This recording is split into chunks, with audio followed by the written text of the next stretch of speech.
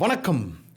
ശ്രീജിത്ത് പണിക്കരുടെ ഒരു വീഡിയോ ഈ ഇടയായിട്ട്, അതായത് 2-3 ദിവസമായി സമൂഹ മാധ്യമങ്ങളിലൂടെ ഇങ്ങനെ കറങ്ങിത്തിരിഞ്ഞ് നടപ്പുണ്ട്. സംഭവം എന്ന് പറഞ്ഞാൽ എൻ്റെ വളരെ നല്ല സുഹൃത്താണ് ശ്രീജിത്ത് പണിക്കർ എന്ന് പറയുന്നത്. വളരെ നല്ലതെന്ന് പറയുമ്പോൾ അടുത്ത സുഹൃത്താണെന്ന് വേണമെങ്കിൽ പറയാം. അപ്പോൾ ശ്രീജിത്ത് പണിക്കർ മനോരമ ഹോർത്തൂസ് ആണെന്ന് തോന്നുന്നു, അങ്ങനെ ഒരു പരിപാടിക്ക് പോയി. എങ്ങനെയൊന്നുമില്ല, ഏത് പരിപാടിക്ക് വിളിച്ചാലും പുള്ളി പോവും. പുള്ളി വിളിച്ച് ആ പരിപാടി അറ്റൻഡ് ചെയ്യാനായിട്ട് പോകുമ്പോൾ ഞാൻ പുള്ളിയോട് ചോദിച്ചു, അപ്പോൾ നിങ്ങൾ അപ്പുറത്തിരിക്കുന്ന പാനലിലുള്ള ആൾക്കാർ ആരാണ് എന്ന് നിങ്ങൾ ചോദിക്കില്ലേ? അപ്പോൾ പുള്ളി വളരെ കോൺഫിഡൻ്റ് ആയിട്ട് പറയും, ഞാൻ അങ്ങനെ ചോദിക്കാറൊന്നുമില്ല എന്ന് പറയും. കാരണം അത്രയ്ക്ക് കോൺഫിഡൻ്റ് ആണ്. അപ്പുറത്ത് ഇനി ആരിരുന്നാലും നമുക്ക് പറയാനുള്ള കാര്യങ്ങൾ നമുക്ക് ഒരു ക്ലാരിറ്റി ഉണ്ടായാൽ മതി എന്നുള്ളതാണ്. അതായത് പുള്ളിയുടെ ഒരു ലൈൻ എന്ന് പറയുന്നത്, നമ്മൾ പറയുന്ന വാദങ്ങൾ, ആ വാദങ്ങളിൽ നമുക്കൊരു ക്ലാരിറ്റി വേണം.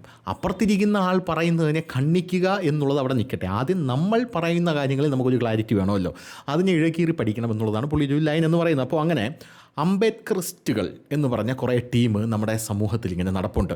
അംബേദ്കറിസ്റ്റുകൾ എന്ന് പറയുകയും എന്നാൽ ഹിന്ദു മതത്തെയും ആചാരത്തെയും അങ്ങേയറ്റം വിമർശിക്കുകയും ചെയ്യുകയാണ് ഇവരുടെ പ്രധാനപ്പെട്ട ഹോബി എന്ന് പറയുന്നത്.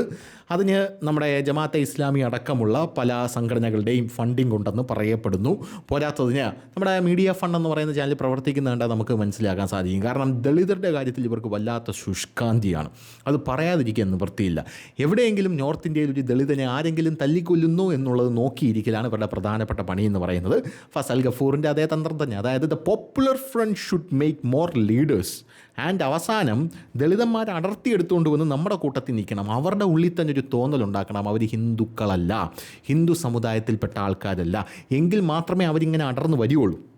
പക്ഷേ ഇപ്പോൾ ഉത്തരേന്ത്യയിലൊക്കെ സ്ഥിതി വളരെ വ്യത്യസ്തമാണ്. അതായത് ഹിന്ദു ദളിതർ മാത്രമല്ല, മുസ്ലിങ്ങളുടെ ദളിതർ പോലും, പഷ്തൂൺ എന്നൊക്കെ പറയും, അവർ പോലും ഇപ്പോൾ യോഗി ആദിത്യനാഥിൻ്റെ പിറകിൽ യോഗിയെ തൊഴുതുകൊണ്ട് നടക്കുകയും, യോഗി ബാബ എന്ന് വിളിച്ച് യോഗിയെ തൊഴുതുകൊണ്ട് നടക്കുകയാണ്.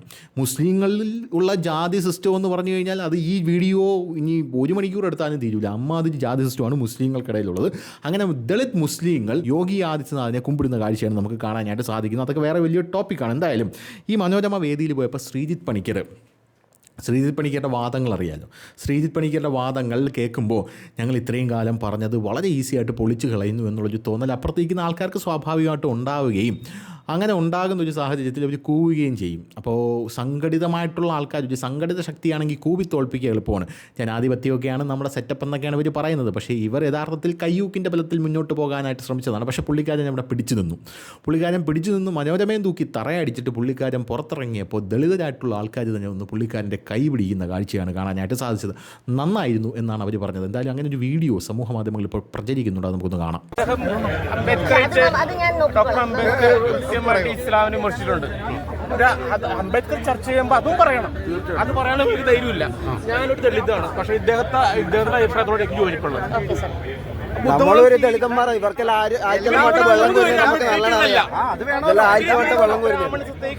വളരെ വിമർശിക്കുന്ന ആൾക്കാരാണ്. ഇസ്ലാമിനെ വിമർശിക്കണം, അംബേദ്കർ വളരെ അത് പറ്റൂല.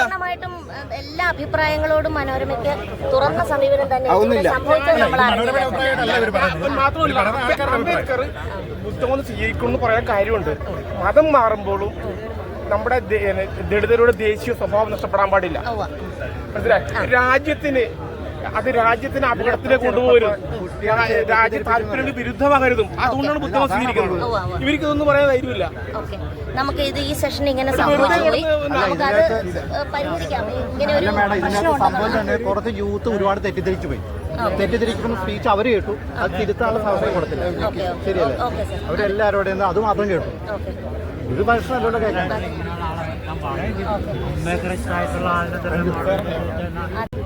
ഞാൻ എനിക്ക് എങ്ങനെയാണ് എന്ന് പറയുമ്പോൾ അത് കഴിയുമ്പോൾ അവർ അങ്ങനെയല്ല, അതല്ല ഇതിൻ്റെ ഉത്തരം, മറ്റുള്ളവർ അതിൻ്റെ ഉത്തരം പറയും എന്ന് പറയുന്നത് എന്ത് മോഡറേറ്ററാണ്? അത് അവരുടെ പൊളിറ്റിക്സ് ആണ്. മോഡറേറ്റർ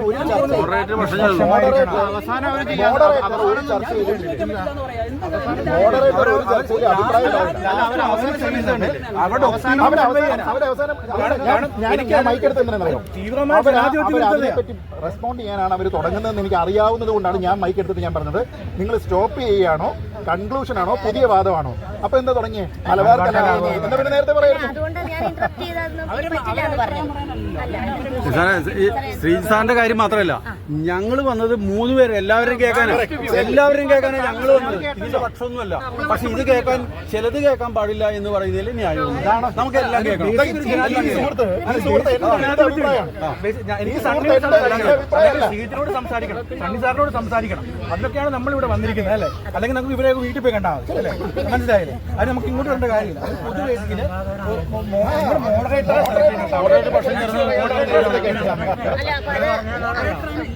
ഏതെങ്കിലും ഒരു വാദം അടിച്ചേൽപ്പിക്കാൻ വരുന്ന ആളുകളെ മോഡറേറ്റർ ആയിട്ട് വെക്കണം.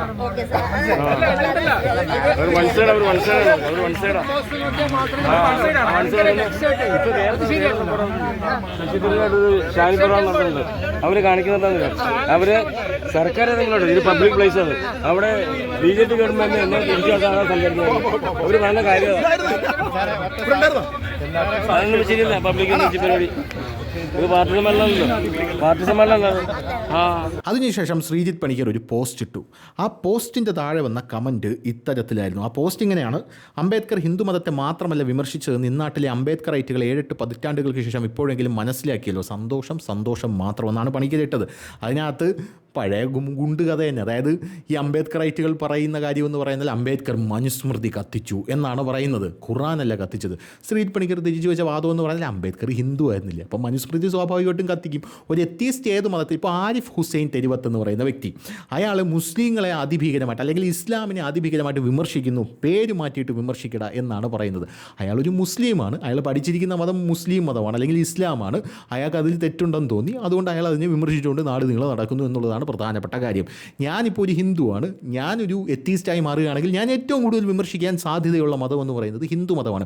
അല്ലെങ്കിൽ എല്ലാ മതത്തിലും എനിക്ക് അഗാധമായിട്ടുള്ള പ്രാവീണ്യം വേണം എന്നുള്ളതാണ് വേറൊരു കാര്യം. അതെന്തായാലും നമുക്കില്ലല്ലോ. പക്ഷേ ഹിന്ദുമതം നമ്മൾ കുഞ്ഞുനാളിലെ മുതലേ കണ്ടുവരുന്നതുകൊണ്ട് വലിയ ആചാരങ്ങളൊക്കെ അറിയാമെന്നുള്ളതുകൊണ്ട് വിമർശിക്കാൻ കുറച്ചുകൂടി എളുപ്പമാണ് എന്നുള്ളതാണ്. അങ്ങനെയാണ് കാര്യങ്ങളുടെ കിടപ്പെന്ന് പറഞ്ഞത്. അപ്പോൾ ഈ പോസ്റ്റിൻ്റെ താഴെ ഒരു കമൻറ്റ് വന്നത് ഇത്തരത്തിലാണ്: റിയാസ് തോട്ടത്തിൽ മലബാർ കലാപ സമയത്ത് സ്ത്രീയുടെ വയറ്റിൽ നിന്നും മുസ്ലിങ്ങൾ കുട്ടിയെ കീറി പുറത്തെടുത്തു എന്ന് അംബേദ്കർ പറഞ്ഞതായി താൻ പറഞ്ഞു. അദ്ദേഹം എഴുതിയ ഏത് പുസ്തകത്തിലാണ് അങ്ങനെ പറഞ്ഞിട്ടുള്ളത്?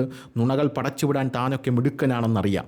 അതൊക്കെ തൊള്ള വിടാതെ പാടി നടക്കാൻ താനടക്കമുള്ള കുറേ സംഖ്യകളുണ്ടെന്നും അറിയാം. ചരിത്രം മാറ്റിമറിച്ചാലേ താനടക്കമുള്ള സംഖ്യകൾക്ക് ഇവിടെ നിലനിൽപ്പുള്ളൂ എന്നും അറിയാം.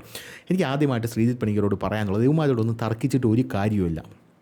കാരണം അമേരിക്കയിൽ വേൾഡ് ട്രേഡ് സെൻറ്റർ അറ്റാക്ക് നടന്നല്ലോ, അത് നടത്തിയത് അമേരിക്കക്കാർ തന്നെയാണ്. ഇന്ത്യയിൽ സ്ഫോടനം നടത്തുന്നത് ഹിന്ദുക്കളാണ്.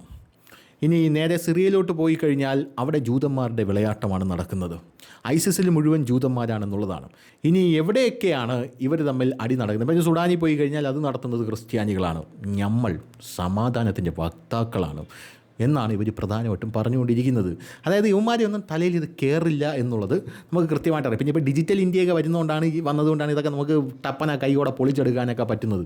ടപ്പന നമുക്ക് കൈയോടെ തെളിവൊക്കെ മുന്നോട്ട് വയ്ക്കാൻ പറ്റുന്നത്. ഇത് അംബേദ്കർ ഒരു പുസ്തകം എഴുതിയിട്ടുണ്ട്, വായിച്ചിട്ടുണ്ടോ എന്ന് അറിഞ്ഞുകൂടെ ഇവന്മാരൊന്നും. എന്തായാലും ആ പുസ്തകം ഇപ്പോൾ കിട്ടാനില്ല. കുരുക്ഷേത്ര പബ്ലിക്കേഷൻസ് മാത്രമാണ് ഇപ്പോൾ അത് ഇറക്കുന്നതെന്നാണ് എൻ്റെ ഒരു അറിവ്. ഞാനത് അന്വേഷിച്ച് തേടി പിടിച്ചിട്ടുണ്ടായിരുന്നു. കാരണം അതിഭീകരമായിട്ടുള്ള ഇസ്ലാം വിമർശനമാണ് അതിനകത്തുള്ളത്. ഹിന്ദുക്കളെ അതിഭീകരമായിട്ട് പിന്നെ വിമർശിക്കുക, അതൊരു കുഴപ്പമില്ല. അതായത് ഞാനൊരു ഹിന്ദുവാണ്, ഇപ്പോൾ ഹിന്ദുക്കളെ വിമർശിക്കുകയാണെങ്കിൽ വിമർശിച്ചോ, സ്വാഗതം.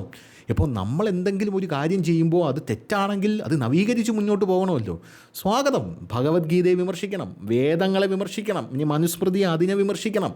ഇനി അത് ആ കാലഘട്ടത്തിന് വേണ്ടി എഴുതപ്പെട്ടതാണെങ്കിൽ ഈ കാലഘട്ടത്തിൽ അത് ഔട്ട്ഡേറ്റഡ് ആണെങ്കിൽ അതിനെ വിമർശിക്കണം. അത് നമ്മളെടുത്ത് കളയും, നമുക്കൊരു പാടുമില്ല. നോ ഇഷ്യൂസ്, ഒരു പാടുമില്ല. അല്ലാതെ അതാണ് സത്യം, അത് മാത്രമാണ് സത്യം, അതല്ലാതെ വേറൊരു സത്യമില്ല എന്ന് പറഞ്ഞുകൊണ്ടിരിക്കുന്നൊരു ടീമല്ല എന്നുള്ളതാണ്. അതുകൊണ്ട് ആർക്കും എന്തും എങ്ങനെയും വിമർശിക്കാം. അതാണ് ഈ ധർമ്മത്തിൻ്റെ ഏറ്റവും വലിയ രസമെന്ന് പറയുന്നത്. എന്തിനു പറയുന്നു?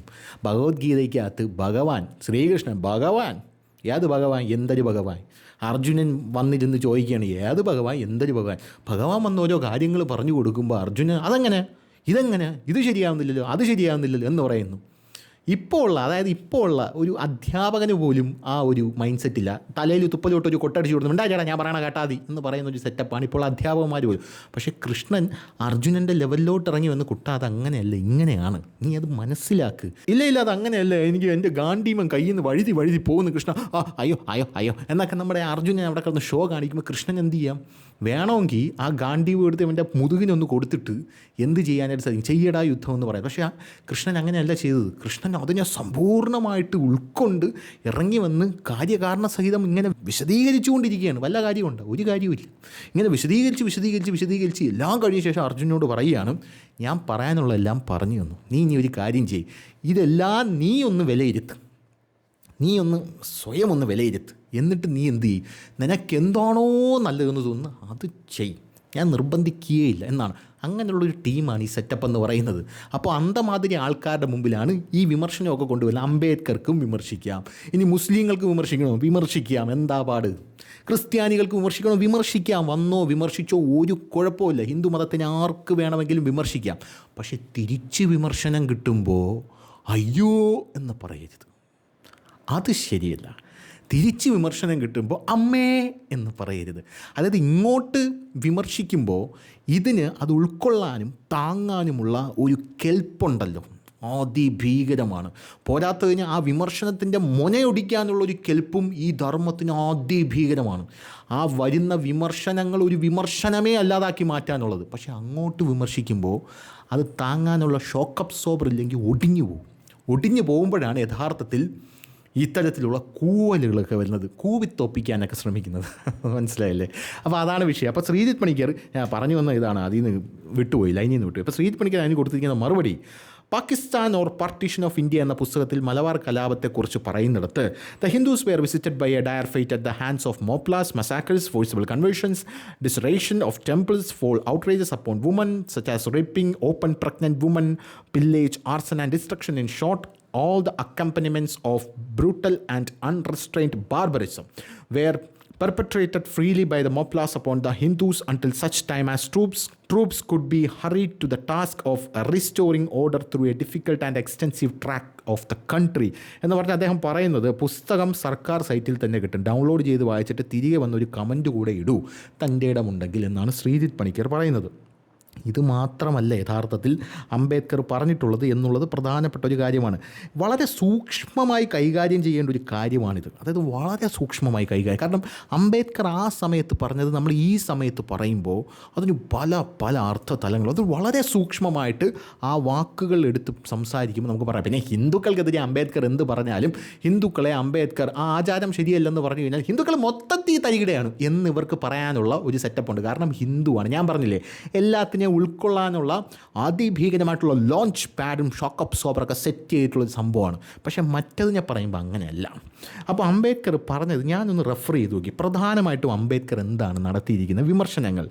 ഇതൊരു ചെറിയ ഭാഗം മാത്രമാണ്. വലുത്, അതായത് ഒരു മഞ്ഞുമലയിൽ ഒരു അറ്റം വലുത് ആ പുസ്തകത്തിലുണ്ട്. ആ പുസ്തകം ഇപ്പോൾ കുരുക്ഷേത്രം മാത്രമേ ഇറക്കുന്നുള്ളൂ. നമുക്ക് നോക്കാം.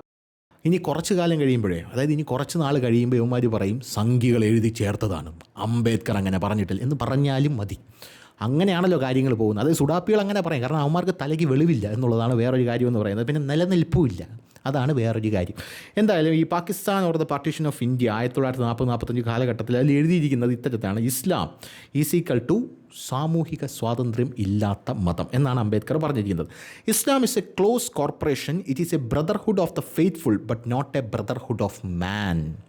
Pakistan or the partition of India chapter 10 പറഞ്ഞിരിക്കുന്ന കാര്യമാണ്. അതിൻ്റെ അർത്ഥം മലയാളത്തിൽ പറഞ്ഞുതരാം. ഇസ്ലാം മനുഷ്യരെ ഒന്നിപ്പിക്കുന്ന മതമല്ല, മുസ്ലിമും എന്ന അടച്ച കൂട്ടായ്മ മാത്രമാണെന്ന് അംബേദ്കർ പറയുന്നു. അതായത് ഇസ്ലാം മനുഷ്യരുടെ ഒന്നിക്കലല്ല ആഗ്രഹിക്കുന്നത്, മറിച്ച് മുസ്ലിങ്ങളുടെ ഒന്നിക്കലാണ് ആഗ്രഹിക്കുന്നത് എന്നാണ് അംബേദ്കർ പറഞ്ഞിരിക്കുന്നത്. ഇസ്ലാമിൽ, അതായത് ഹിന്ദുമതത്തിലെ ജാതി വ്യവസ്ഥ പോലെ, എങ്ങനെയാണ് ഹിന്ദുമതത്തിലെ ജാതി വ്യവസ്ഥ പോലെ ഇസ്ലാമിലും ഒരു വേർതിരിവ് ഉണ്ടെന്നുള്ളൊരു വിമർശനം അംബേദ്കർ ഉന്നയിച്ചിട്ടുണ്ട്. ഇനി റിഫർമേഷൻ ഇമ്പോസിബിൾ, ഇസ്ലാമിൽ നവോത്ഥാനം എന്ന് പറയുന്നത് അസാധ്യമാണ് എന്നാണ് അംബേദ്കർ പറയുന്നത്. നടക്കുന്ന കേസല്ല എന്ന് അംബേദ്കർ കൃത്യമായിട്ട് പറയുന്നു. Reform in Islam is impossible because everything is fixed and final. ഇവിടെ വിമർശനം എന്നുള്ളൊരു സാധനം ഇല്ല, പാടില്ല. കാരണം എന്തുകൊണ്ട്, എങ്ങനെ വിമർശിക്കും? ഇപ്പോൾ ഭൂമി പരന്നതാണ്, ആണ് അല്ല, ഉരുണ്ടതല്ലേ? അല്ല, പരന്നതാണ്. ഉരുണ്ടതല്ല, ആണ് എന്നിങ്ങനെ കടുപ്പിച്ച് പറയും. ആണ് പരന്നതെങ്കിൽ പരന്നത്. ഇതാണ് സംഭവം എന്ന് പറയുന്നത്. അപ്പോൾ അവിടെ എന്തില്ല? ഇതില്ല. അതായത് ഹിന്ദു മതത്തിൽ നവോത്ഥാനം സാധ്യമാണ്, പക്ഷേ ഇസ്ലാമിൽ അത് മതനിയമം തന്നെ തടയുന്നു എന്നുള്ളതാണ് അംബേദ്കറുടെ വാദം. ഇനി മതവും രാഷ്ട്രീയവും വേർപെടുത്താനും ഇസ്ലാമിന് സാധ്യമല്ല എന്ന് അംബേദ്കർ പറയുന്നുണ്ട്. Islam is inseparable from politics. Islam is political. ഇസ്ലാം എന്ന് പറഞ്ഞാൽ എന്താണ്? നമ്മൾ ഈ പൊളിറ്റിക്കൽ ഇസ്ലാം എന്ന് പറയുന്നുണ്ട്, അങ്ങനെ ഒരു സംഭവമില്ല. നമ്മൾ ഈ പൊളിറ്റിക്കൽ ഇസ്ലാമും സാധാരണ ഇസ്ലാമും എന്ന് പറയാൻ അങ്ങനെ ഒരു സംഭവമില്ല. ഇസ്ലാം ഇറ്റ് സെൽഫ് ഈസ് പൊളിറ്റിക്കൽ എന്നാണ് അംബേദ്കർ പറയുന്നത്.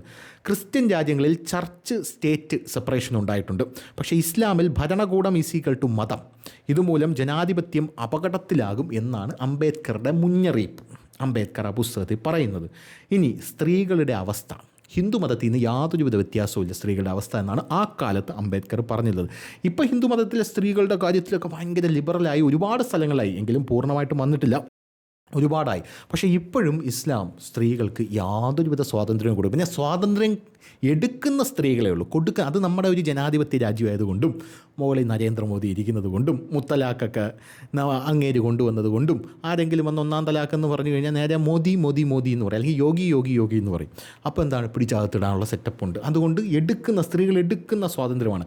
പല സ്ത്രീകളും അങ്ങനെ സ്വാതന്ത്ര്യം എടുക്കാറില്ല, കാരണം അവർക്ക് ഭയമാണ്. പുരുഷാധിപത്യത്തെ എന്നും സ്ത്രീകൾക്ക് ഭയമാണല്ലോ. സ്ത്രീകൾക്ക് ഭയമായതുകൊണ്ട് ഇതെൻ്റെ ചോയ്സാണ് എന്ന് പറഞ്ഞ് സ്ത്രീകളങ്ങ് നിൽക്കും. അതാണ് പ്രധാനപ്പെട്ട കാര്യം. ഇനി ഹിന്ദുക്കൾ സ്ത്രീകളെ അടിച്ചമർത്തുന്നു എന്ന് മാത്രം പറഞ്ഞാൽ പോരാ, ഇസ്ലാമിലും സ്ത്രീകൾക്ക് സമത്വമില്ല എന്ന് അംബേദ്കർ തുറന്നടിച്ചു. മതം അടിസ്ഥാനമാക്കിയുള്ള രാഷ്ട്രം ഭീകരഫലങ്ങൾ ഉണ്ടാക്കും. പാകിസ്ഥാനെ നോക്കി കാണിച്ചുകൊണ്ട് അംബേദ്കർ അന്നേ പറഞ്ഞതാണ്, മതം അടിസ്ഥാനമുള്ള രാജ്യമാണ് പാകിസ്ഥാൻ, ഇത് ഭീകരമായ ഫലങ്ങളുണ്ടാക്കും എന്ന് പറഞ്ഞു. അതിൻ്റെ ഫലം എന്താണ്? മതരാജ്യം, ന്യൂനപക്ഷ പീഡനം, അഭിപ്രായ സ്വാതന്ത്ര്യത്തിൻ്റെ നാശം. ഇതൊക്കെ 1940 തന്നെ അംബേദ്കർ പ്രവചിച്ചതാണ്. Muslims are not ready for social reform എന്ന് പറഞ്ഞ് മുസ്ലിം സമൂഹത്തെയും അംബേദ്കർ എന്തു ചെയ്തിട്ടില്ല? വിമർശനത്തിൽ നിന്ന് ഒഴിവാക്കി നിർത്തിയിട്ടില്ല. മുസ്ലിംസ് ഒരിക്കലും നവോത്ഥാനത്തിന് തയ്യാറായിട്ടില്ല എന്നാണ് അംബേദ്കർ പറയുന്നത്. അദ്ദേഹം പറഞ്ഞത് ഹിന്ദുക്കളെ മാത്രം കുറ്റം പറഞ്ഞ് രക്ഷപ്പെടാൻ പറ്റില്ല, മുസ്ലിം സമൂഹവും സ്വയം തിരുത്താനായിട്ട് തയ്യാറില്ല എന്ന് കൃത്യമായിട്ട് അംബേദ്കർ പറഞ്ഞിട്ടുണ്ട്. നെഹ്റുവായിട്ടൊക്കെ തെറ്റിപ്പിരിയുന്നതൊക്കെ ഇതൊക്കെ കൊണ്ടാണ്. ചരിത്രമൊക്കെ എടുത്ത് പഠിച്ചാൽ മനസ്സിലാവും. അതെങ്ങനെ? നമ്മൾ കോൺഗ്രസ് പറയുന്ന ചരിത്രമല്ലേ പഠിച്ചിട്ടുള്ളൂ. അതൊക്കെ പഠിപ്പിക്കാനായിട്ട് വരുമ്പോൾ ഉടനെ പറയും, അയ്യോ ചരിത്രത്തെ മാറ്റി എഴുതിയടാ മണ്ട, നീയൊക്കെ പഠിച്ചത് കോൺഗ്രസിൻ്റെ ചരിത്രമാണ്. ഇതുവരെ കോൺഗ്രസിൻ്റെ മാത്രം ചരിത്രമാണ്. യഥാർത്ഥ ചരിത്രം നീയൊക്കെ ഇനി പഠിക്കാൻ കിടക്കുന്നേ ഉള്ളൂ, പഠിപ്പിക്കും. അതാണ് കേന്ദ്രം പറയുന്നത്. അതാണ് ഈ NEP മനസ്സിലായില്ലേ, നാഷണൽ എഡ്യൂക്കേഷൻ പോളിസി എന്നൊക്കെ പറയും. പഠിപ്പിച്ചിരിക്കും. ഇനി വേണ്ട എന്നൊക്കെ പറഞ്ഞു കഴിഞ്ഞാൽ വിദ്യാഭ്യാസം കിട്ടില്ല, അത്രയേ ഉള്ളൂ. അറിയാലോ, ഡിജിറ്റൽ ഇന്ത്യയൊക്കെയാണ്. പഴയതുപോലെ നമുക്ക് അങ്ങനെയൊന്നും ജീവിക്കാൻ പറ്റില്ല. ഇപ്പോൾ ദുബായിൽ ചുമ്മാ പോകണമെങ്കിൽ തന്നെ ഒരു ഡിഗ്രി വേണം. അവിടെ ചുമ്മാ ഒന്ന് വണ്ടി ഓടിക്കണത് അത് പറഞ്ഞു തരേണ്ട ആവശ്യമില്ല, നിങ്ങൾക്ക് അറിയാമല്ലോ. അപ്പോൾ അങ്ങനെയാണ് കാര്യമെന്ന് പറയുന്നത്. അപ്പോൾ ഇങ്ങനെയാണ് സെറ്റപ്പ് എന്ന് പറയുന്നത്. ഇത് Pakistan and the partition of India, writings and speeches volume 8, volume 9, thoughts on linguistic States, ഇങ്ങനെയുള്ള ഇതിൽ നിന്നെല്ലാം സെറ്റപ്പായിട്ട് ഉണ്ടാക്കി, അതായത് ഇതിൽ നിന്നൊക്കെ റെഫർ ചെയ്ത് ഇൻ്റർനെറ്റിലൊക്കെ ഇത് സുലഭമായി കിട്ടുന്ന ഒരു സംഭവമാണ്. പിന്നെ പാകിസ്ഥാനോടത്തെ പാർട്ടീഷൻ ഓഫ് ഇന്ത്യയിൽ ഒരു ചാപ്റ്റർ ഉണ്ട്, the Muslim case #Islam and politics. ഇതാണ് അതിൻ്റെ സെറ്റപ്പ് എന്ന് പറയുന്നത്, ഇതാണ് അതിൻ്റെ പേരെന്ന് പറയുന്നത്. അംബേദ്കറിൻ്റെ യഥാർത്ഥ നിലപാടെന്ന് പറയുന്നത്, Islam does not separate religion from politics. അതായത് റിലീജിയനും പൊളിറ്റിക്സും തമ്മിൽ ഇസ്ലാം സെപ്പറേറ്റ് ചെയ്യുന്നില്ല. Therefore in a Muslim society loyalty to religion often comes before loyalty to the state. അതിൻ്റെ അർത്ഥം ഞാൻ മലയാളത്തിൽ വായിച്ചു തരാം. ഇസ്ലാമിൽ മതവും ഭരണവും വേർപിരിഞ്ഞുള്ള സങ്കല്പമല്ല. അത് കാരണം ഒരു മുസ്ലിം പൗരൻ്റെ ലോയൽറ്റി പലപ്പോഴും നേഷനേക്കാൾ മതസമൂഹത്തിലേക്കാകാൻ സാധ്യതയുണ്ട്. ഇതാണ് കൺട്രി വേഴ്സസ് റിലീജിയൻ റോയൽറ്റി ഡിബേറ്റിൻ്റെ ഒറിജിനൽ അംബേദ്കർ കോണ്ടെക്സ്റ്റ് എന്ന് പറയുന്നത്. ഇതിൻ്റെ കൂടുതൽ കൃത്യമായ ആശയവാക്യം, book based paraphrase, Islam is a complete social order. അതായത് it governs not only religion but law, politics and society. Therefore, the allegiance of a devout Muslim is bound preliminary to Islam. എന്നുള്ളതാണ്. ഞാനിത് മലയാളത്തിൽ പറയുന്നില്ല. ഇതിൻ്റെ അർത്ഥം ഇന്ന് രാജ്യത്തെക്കാൾ മതത്തോടാണ് കൂറ് എന്നുള്ളത് കോട്ട് ചെയ്യപ്പെടുന്നു. പക്ഷേ ഇതിലൊരു കാര്യം ഞാൻ അതീവ പ്രാധാന്യമായിട്ട് പറയുകയാണ്. ഇത് ഞാൻ പറയാത്തതിൻ്റെ പ്രധാനപ്പെട്ട കാര്യം, അംബേദ്കറിൻ്റെ വാക്ക് Muslims are not loyal to the nation എന്ന് അംബേദ്കർ പറഞ്ഞിട്ടില്ല. മുസ്ലിംസ് ആർ ആൻറ്റി നാഷണൽ എന്ന് അംബേദ്കർ പറഞ്ഞിട്ടില്ല. ഇവ ഇന്നത്തെ രാഷ്ട്രീയ വകഭേദങ്ങൾ സൃഷ്ടിച്ച ഡിസോർഡേർഡ് വേർഷൻ. അംബേദ്കർ അങ്ങനെ പറഞ്ഞിട്ടില്ല. അംബേദ്കർ പറഞ്ഞത് ഞാൻ പറഞ്ഞ ഇത്തരത്തിലാണ് അംബേദ്കർ പറഞ്ഞിരിക്കുക. അപ്പോൾ ഇങ്ങനെയുള്ള കാര്യങ്ങൾ, ഇതൊരു മഞ്ഞുമലയുടെ അറ്റം മാത്രമാണ്. ഇങ്ങനെയുള്ള ഒരുപാട് കാര്യങ്ങൾ അംബേദ്കർ പറഞ്ഞിട്ടുണ്ട്. അപ്പോൾ ആ ഒരു വിമർശനങ്ങൾ അതിഭീകരമായിട്ടുള്ള വിമർശനങ്ങളായിട്ട് ഇനി തെളിവ് സഹിതം ഉയർന്നു വരും. ഇപ്പുറത്ത് പിന്നെ സ്വാഭാവികമായിട്ട് നടക്കുന്നതാണ് ഹിന്ദു വിമർശനം. എപ്പോഴും അത് നടക്കും. ഇനിയിപ്പോൾ 100 കൊല്ലം 1000 കൊല്ലം 10000 കൊല്ലം കഴിഞ്ഞാലും ഭൂമി അന്നുണ്ടെങ്കിൽ അപ്പോഴും ഹിന്ദു വിമർശനം ഉണ്ടാകും. അപ്പോഴും ഹിന്ദുക്കളെ ഇങ്ങനെ കിടന്ന് വിമർശിച്ചുകൊണ്ടേയിരിക്കും. വിമർശനം വരും, വീണ്ടും അങ്ങോട്ട് തിരിച്ചടിക്കും.